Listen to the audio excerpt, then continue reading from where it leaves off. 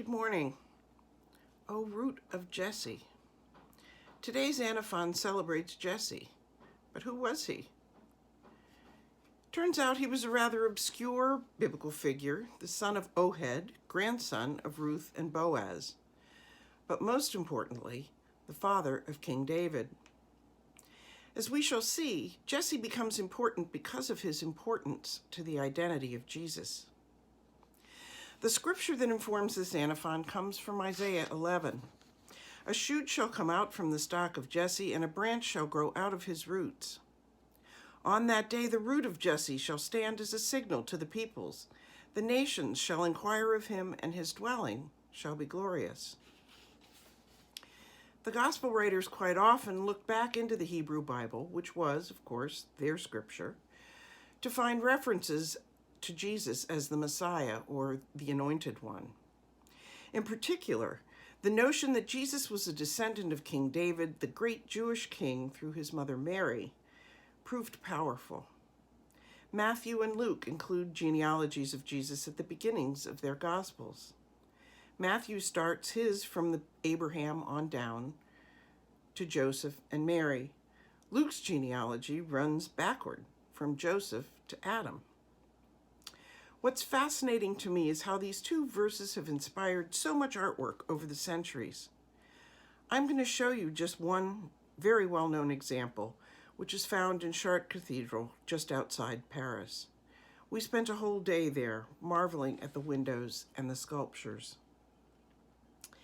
12th and 13th century churchmen commissioned artists to render Isaiah's words in stained glass and sculpture, because they recognized the importance of the prophecy to their understanding of God's plan for salvation.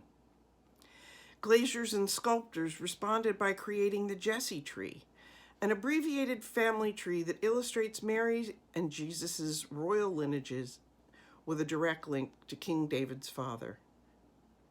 David and various other ancestors are depicted as branches on the tree. The window is stunning, partly because of its enormous scale, but also because of its luminescent colors. Imagine being a medieval peasant, unable to read or write, but who could gaze on the window to see Jesus' lineage depicted in glass. This is the Jesse tree at Chartres. There are 21 panels in this 16 by 5 window, which dates back to 1400. It is considered the most beautiful stained glass window of all the windows at the cathedral, and possibly in the world. The panel is divided by the tree. Holding to the tree with both hands are the ancestors of Jesus. The central panel shows the ancestors with crowns. They don't carry scepters, nor are they playing harps, as is commonly depicted. They are simply the links to Christ and the proof that God is faithful. The panels on either side show 14 prophets that bear scrolls which display their names. They're included because they foretold the birth of Jesus. Jesse is at the bottom with an enormous tree rather graphically growing out of his groin. Just look at the colors. Imagine the sun streaming through the windows while you were at Mass.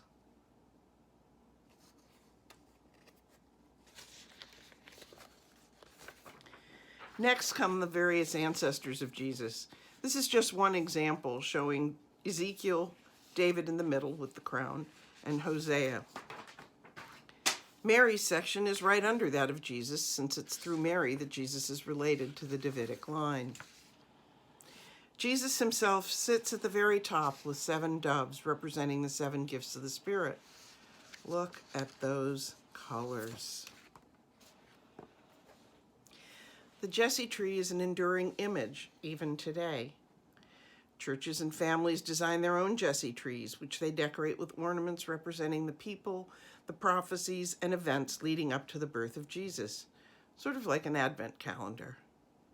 Other churches create a Jesse tree from which parishioners may choose an ornament representing a child for whom gifts might be bought.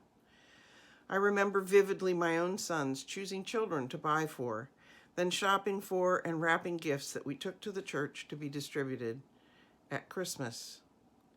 So it is that an obscure biblical figure should have such a hold on us today. May you have a blessed Christmas. O come, thou branch of Jesse's tree, free them from Satan's tyranny, that trust thy mighty power to save, and give them victory o'er the grave.